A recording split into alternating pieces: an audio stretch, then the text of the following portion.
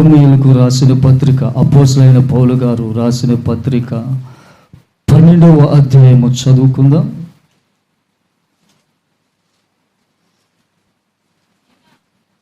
12వ అధ్యాయం మొదటి నుంచి. కాబట్టి సహోదరులారా, పరిశుద్ధమును దేవునికి అనుకూలమునైన సజీవ యాగముగా మీ శరీరములను ఆయనకు సమర్పించుకొనుడని దేవుని వాత్సల్యమును బట్టి మిమ్మును బతిమాలుకొనుచున్నాను.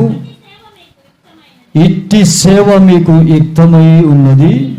మీరు ఈ లోక మర్యాదను అనుసరింపక ఉత్తమమును అనుకూలమును సంపూర్ణమునై ఉన్న దేవుని చిత్తమేదో పరీక్షించి తెలుసుకొనున్నట్లు మీ మనస్సు మారి నూతన మగుట వలన రూపాంతరము పొందుడి. చాలు.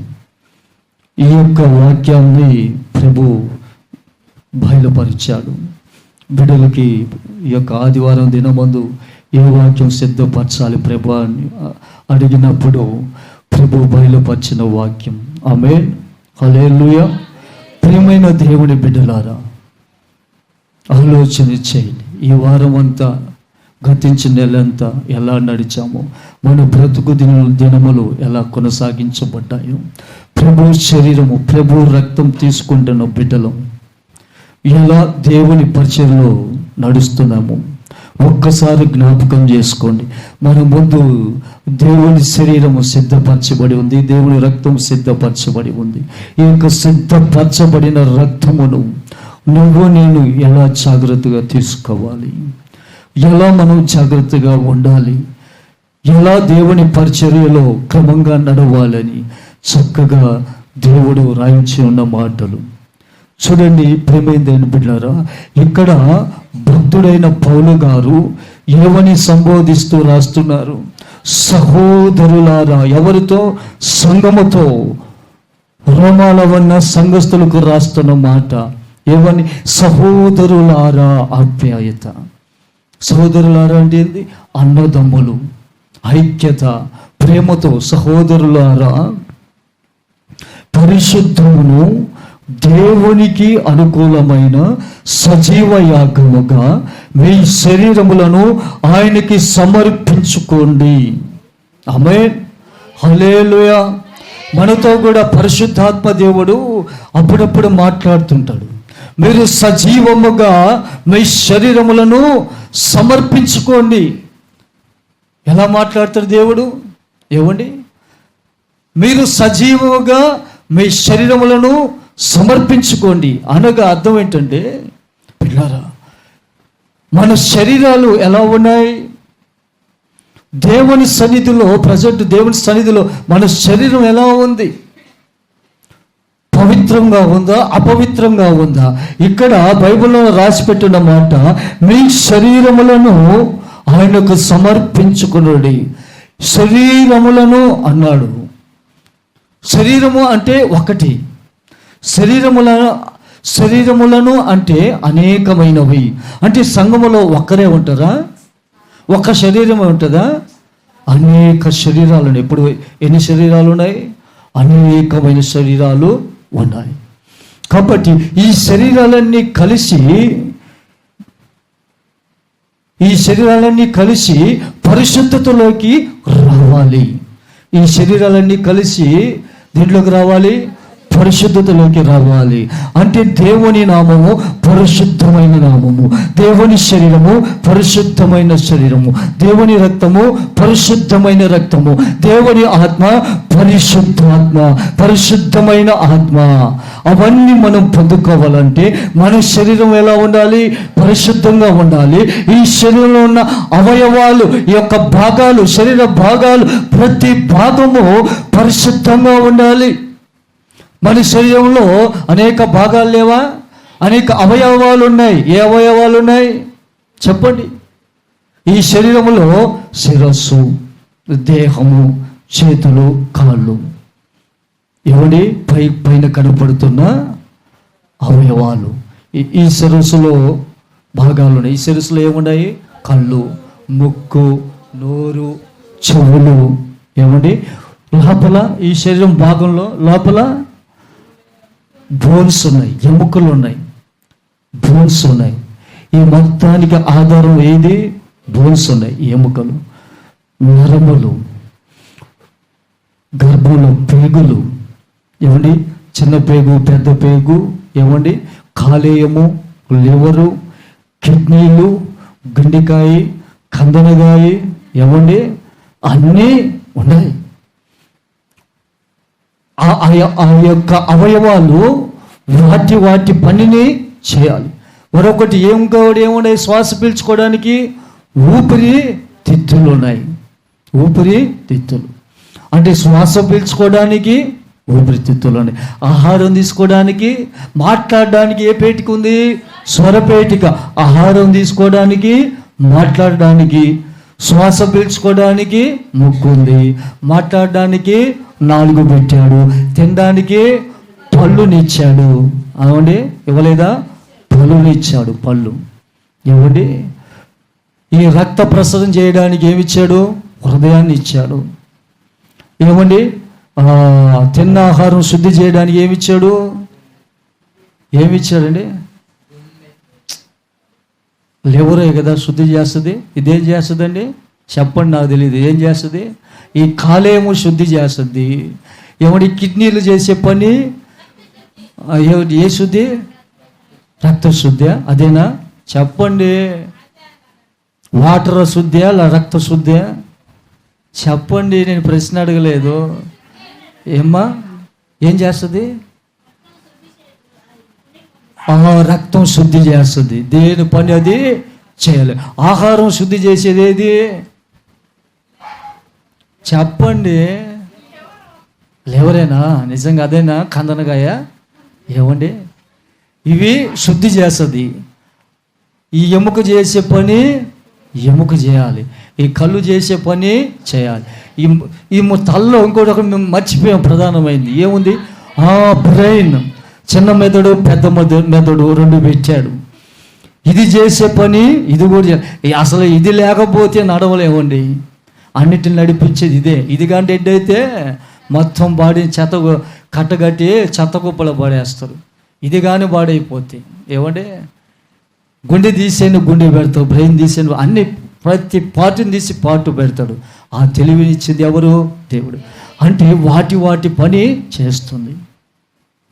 అది చేయకుండా భాగాలు అవి చేయకుండా వాటికి ఇచ్చిన పనిని అవి చేస్తున్నాయి. అవి చేయకుండా త్రవదలిగితే ఒక్కసారి మనిషి బ్రతకగలుగుతాడా? అదే మనము మరొకరికి అవయవాలు అయి ఉన్నాం. ఎవరికి? దేవునికి. కానీ దేవునికి మనము అవయవాలు అయి ఉన్నాం. ఒకరి కిడ్నీలో, గుండెకాయలో, చేతిలో, కాలో ఏదో ఒక అవయవం. చూడండి, మన శరీర భాగాలు ఒకటి మిస్టేక్ అయితే మనం బలహీనపడతాం. ఇంకా దేవుని శరీరంలో మనం ఎవరు అంట? అవయవాలు. ఈ అవయవాలు అన్నిటిని కలిసి ఏం చేయాలి? దేవుని పని చేయాలి. దేవుని యొక్క సంఘమనే శరీరములో ఇదిగోండి, ఇవన్నీ ఎవరండి? ఆత్మలో అవయవాలు. వారికి ఇచ్చిన పని వారు నమ్మకత్వంగా చేయాలి. హల్లెలూయా. నమ్మకత్వంగా ఎంతమంది చేస్తున్నాం ఈరోజు అండి? ఒకరు చేస్తే మరొకరు చేయట్లా, ఒకరు ప్రార్థన చేస్తే మరొకరు చేయట్లా. అంటే ఈ అవయవంలోకి ఏముంది? లోపం ఉంది. ఆ లోపం ఇప్పుడు మనకి కనబడుతూనే ఉంది. కాబట్టి దేవుని శరీరంలో ప్రభువుని మనం గాయపరుస్తున్న వారమా కాదా? ఏమండి? మనం ఆయన పని చేయకపోతే ఆయన గాయాల్లో ఏలు పెట్టి పొడిచేవారమే కదా. మన కొరకు ఆయన రక్తం చిందించబడుతుంది. ఏమండి? మన పాపదోషాల నిమిత్తమై ప్రభు ఆ కలవరశిలో 3 మ్రేకుల మధ్య వేలాడుతూ ఆయన రక్తము చిందించాడు, కార్చాడు. ఆయన రక్తం ఇచ్చి మనల్ని కొన్నాడు. మనం ఎన్ని మార్లు దేవుని గాయపరిచాం ఒకసారి ఆలోచించండి పిల్లారా.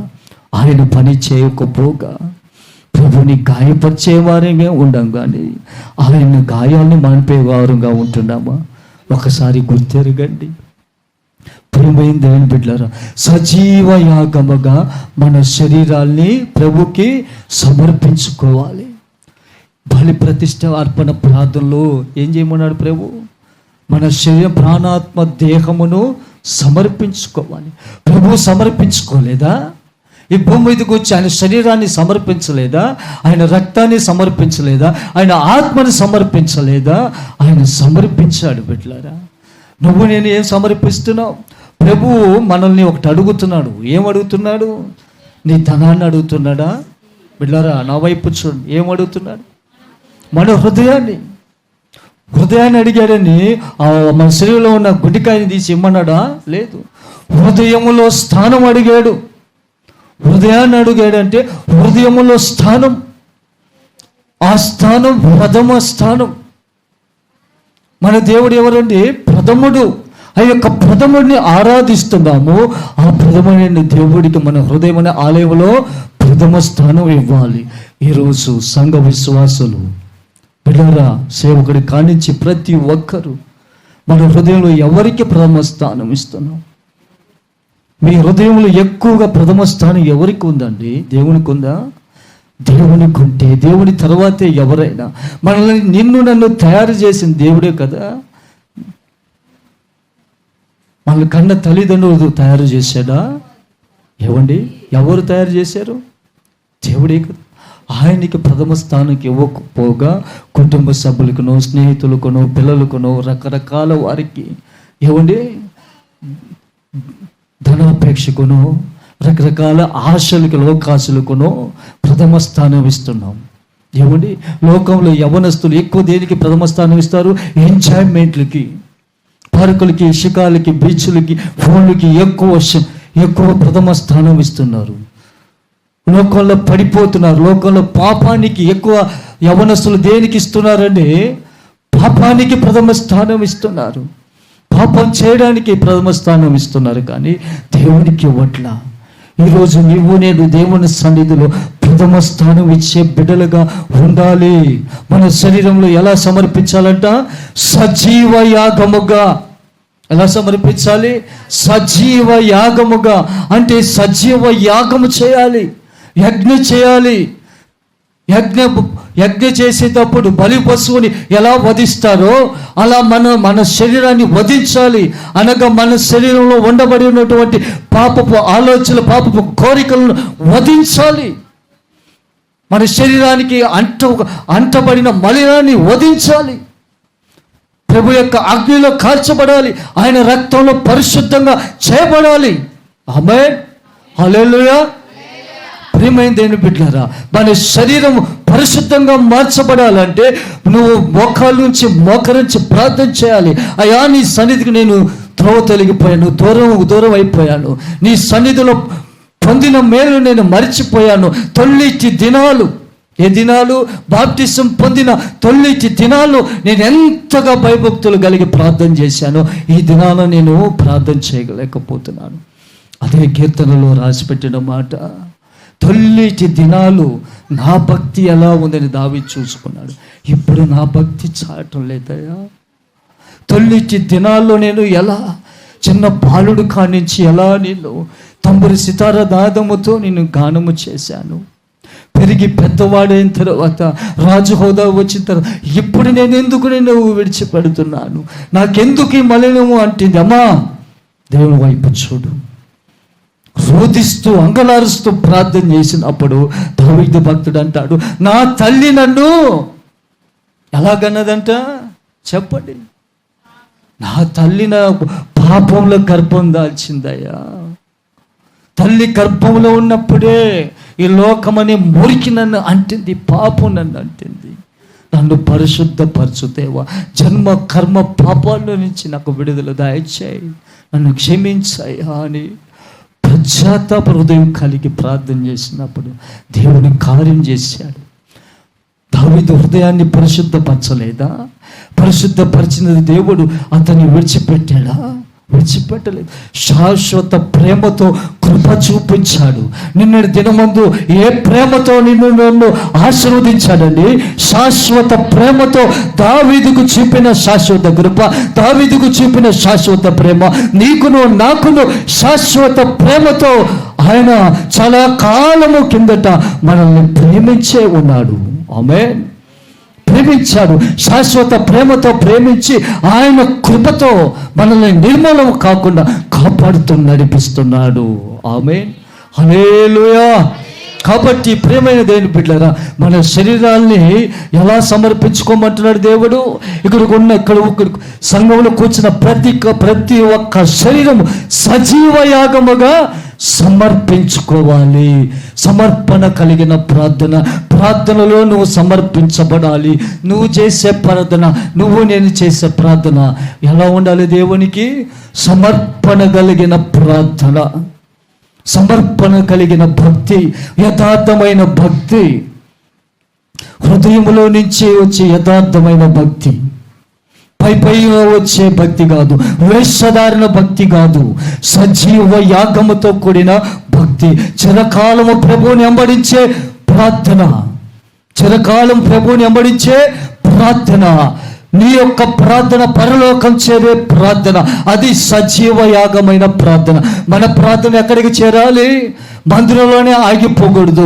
నువ్వు ప్రార్థన చేస్తూ ఈ యొక్క ప్రార్థన ధూపముగా మార్చబడి ఒక పొగలాగా, ధూపంలాగా ఇదిగో పరలోకానికి ఆరోహణం అవ్వాలి. వెళ్ళేటప్పుడు ఆకాశ మార్గమందున, ఆకాశ విశాల మార్గమందున అక్కడ ఏం తిరుగుతూ ఉంటాయి? అంధకార దురాత్మ సమూహంలో నువ్వు చేసే ప్రార్థన ధూపం వెళ్తున్నప్పుడు పైకి బిడ్డలారా, ఆ ధూపాన్ని ఆపడానికి వలపన్ని ఉంటాయి. ఆమేన్. ఆ వలను ఛేదించాలంటే నువ్వు సజీవ యాగముగా సమర్పించబడాలి. నీ ప్రార్థన, నా ప్రార్థన ప్రభు సన్నిధికి వెళ్ళాలంటే సజీవ యాగముతో కూడిన ప్రార్థనగా వెళ్ళద్ది. ఆ యొక్క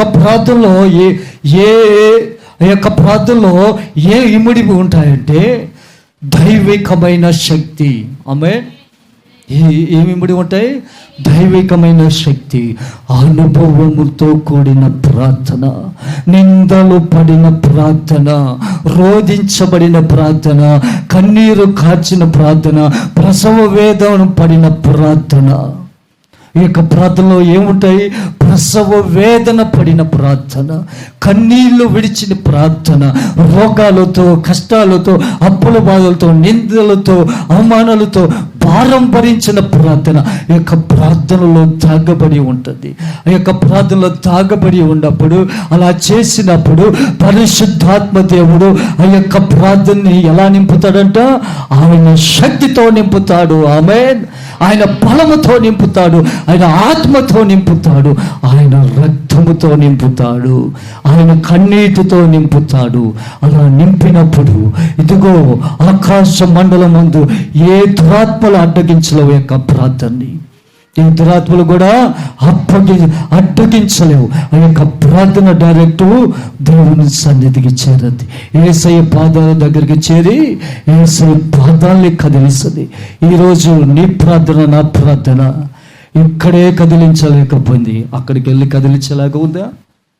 ఆరాధన జరిగేటప్పుడు బిగ్గరగా కేకలు వేస్తూ ఆరాధన చేస్తూ ఆత్మలో పరవశించండి అంటే కొంతమంది పరవశిస్తారు, కొంతమంది పరవశించలేకపోతున్నారు. ఉపవాసం ఉండి బిగ్గరగా ప్రార్థన చేయమంటే కొంతమంది చేస్తున్నారు, కొంతమంది చేయలేకపోతున్నారు. మన ప్రార్థన ఎక్కడికి చేరాలి? నువ్వు ఎక్కడ పెట్టాలి ప్రార్థన? బలిపీఠం దగ్గర సజీవ యాగంగా పెట్టినప్పుడు ఆయన దూతను పంపి తీసుకెళ్తాడుగా. ఒకసారి దూతను పంపినప్పుడు ఈ ధూపం పైకి పిలుస్తాడు. చేసిన ప్రార్థన నా సన్నిధికి రా అంటే చూడండి, ప్రకటన గ్రంథంలో ఎవరిని పిలిచాడు? ఆత్మయు పెండ్లి కుమార్తె రమ్ము అని పిలిచినప్పుడు పిలవగా దేవుడు ప్రార్థన పిలవడా? పిలుస్తాడు. పిలిచినప్పుడు ప్రార్థన వెళ్తుంది. ఏ ప్రార్థన వెళ్తుంది? సజీవ యాగంగా సమర్పణ కలిగిన ప్రార్థన, బలులు అర్పించబడిన ప్రార్థన. హల్లెలూయా. కాబట్టి మనం సజీవ యాగముగా దేవునికి సమర్పించుకోవాలి. తర్వాత దేవుని వాక్యమును బట్టి మిమ్మల్ని బ్రతిమాలు కొనుచున్నాను. అపోస్తలుడైన పౌలు గారు రోమా సంఘస్థులతో బ్రతిమాలుకుంటూ ఈ మాటలు చెప్పి, ఈ రోజున మిమ్మల్ని బ్రతిమాలుకుంటున్నాను. ఈ మాటలు దేవుని మాటలు చెప్తున్నాను. పిల్లరా జాగ్రత్త, 2 చేతులు జోడించి చెప్తున్నాను. మనం చేసే ప్రార్థన దేవుని సన్నిధికి చేరాలి. చేరిన తర్వాత ఆయన దగ్గర నుంచి మనకి జవాబు రావాలి. 3 దినాలు ప్రార్థన చేశాం, వాక్యం ద్వారా జవాబు ఇచ్చాడు. ఒక ప్రాంతానికి నడిపిస్తా అన్నాడు దేవుడు. మరలా ఆ యొక్క జవాబు రావాలి. మనం ఏం చేయాలి? ప్రార్థన చేయాలి. హల్లెలూయా.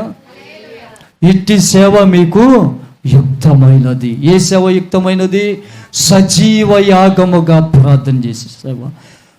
మన గ్లోరియస్ ప్రేయర్ హౌస్ పరిచర్య ఇట్టి సేవే. సో ఈ వాక్యంలో చూసుకుంటే మన పరిచర్యకి సరిపోతుంది. ఎవరైనా బాగలేని వారు వస్తే వారి కోసం ఏం చేస్తున్నాం? 3 దినాలు సజీవంగా సమర్పించుకొని ఉపవాసం ఉండి ప్రార్థన చేస్తున్నాం. ఈ సేవ దేవునికి అనుకూలమైనది. ఈ సేవ దేవునికి అనుకూలమైనది, యుక్తమైనది. కాబట్టి ప్రియమైన దేవుని బిడ్డలారా, మీరు లోక మర్యాదను అనుసరింపక ఉత్తమమును అనుకూలమును సంపూర్ణమునై ఉన్న దేవుని చిత్తమేదో పరీక్షించి తెలుసుకోవాలి.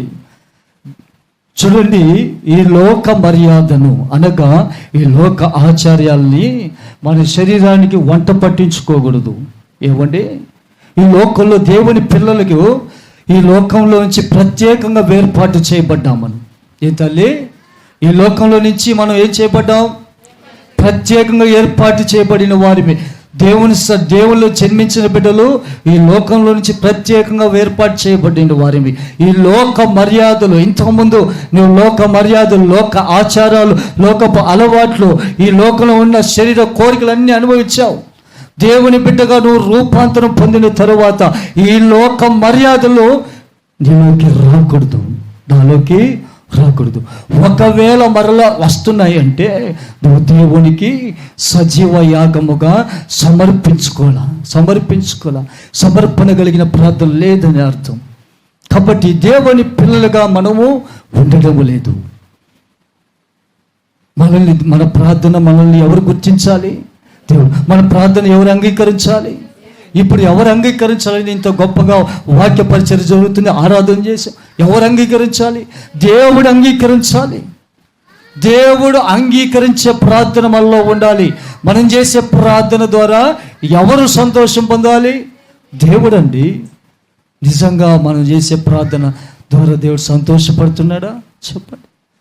ఒక సమయంలో దేవుడు మనతో మాట్లాడాడు కదా, నా పిల్లలు చేసే ప్రార్థన నాకెంతో ఇంపైన సువాసనగా ఉంది, నాకెంతో ఇష్టంగా ఉందని సాక్షాత్తు దేవుడే మాట్లాడాడు. కాబట్టి ఒక దినము మాట్లాడాడు గడిచిన దినాలు. ఇప్పుడెందుకు మాట్లాడలేదు? ఇప్పుడెందుకు మన ప్రార్థన ఇంపైన సువాసనగా మార్చబడటం లేదు? అప్పుడు అందరూ ఏకీభవించారు. ఇప్పుడు అందరిలో ఎంతమంది ఏకీభవిస్తున్నారు? ఏమండి, 3 ఏకీభవిస్తున్నారు, 3 త్రోవతలిగిపోతున్నారు, మరొక 3 లోక మర్యాదలకు వెళ్ళిపోతున్నారు. ఎలా? ఒకసారి ఆలోచించి, దేవుడు మనతో సూటిగా మాట్లాడుతున్నారు. ఒక ఆత్మ నశించిపోవడం నీకు ఇష్టమా నా కుమారుడా? ఆ మాట అన్నప్పుడు ఎంత గుండె పగిలిపోతాం, వెలువలాడిపోతాం. అదైతే ఎంతగానో దేవుడు మాట్లాడుతున్నాడండి. నా కుమారుడా, ఆత్మ నశించిపోవడం నీకు చింత లేదా? నా కుమార్తె, ఆ యొక్క మాటతో నీ హృదయం కదిలించబడదా? బాధ లేదా? ఆ మాట చెప్పినప్పుడు నువ్వు సంతోషంగా ఎందుకు నవ్వుకుంటున్నావు? నువ్వెందుకు ప్రార్థన చేయలేకపోతున్నావు? ఎందుకంటే ఆత్మలు నశించిపోవడం దేవునికి ఇష్టం లేదు. సజీవ యాగముగా బలులు అర్పించే బిడ్డలు ఆత్మల భారం కలిగి ప్రార్థన చేస్తారండి. వారు ఎప్పుడు కన్నీరు విడుస్తూనే ఉంటారు. పౌరం చూడండి, ఎప్పుడు ములుగుతూనే ఉంటుంది, ఎప్పుడు కన్నీరు విడుస్తూనే ఉంటుంది. గువ్వ కన్నీరు విడుస్తూనే ఉంటుంది. ఇశ్రాయేలు కాపరి కునుకడు, నిద్రపోడు. ఈ భూమి మీదకి వచ్చి యేసయ్య ఎప్పుడు మన కొరకు కన్నీరు విడిచి ప్రార్థన చేశాడు. సజీవ యాగము కలిగిన బలి సమర్పణ కలిగిన ప్రార్థన చేశాడండి. సమర్పించుకునే ప్రార్థన. ఈరోజు మనలో సమర్పించుకునే ప్రార్థన తక్కువైపోయింది. ఆ యొక్క ప్రార్థన ద్వారా దేవుడు కార్యాలు చేస్తాడు. అమ్మా ఆ యొక్క ప్రార్థన మనలో వంటి దేవుడు ఆశ్చర్య కార్యాలు చేస్తున్నాడు. ఆ యొక్క ప్రార్థన లేకపోతే కార్యాలు జరుగుతాయా? జరుగు. కాబట్టి జాగ్రత్త. ఈ లోక మర్యాదను అనుసరింపక ఉత్తమమును అనుకూలమును సంపూర్ణమునై ఉన్న దేవుని చిత్తమేదో పరీక్షించి ప్రతి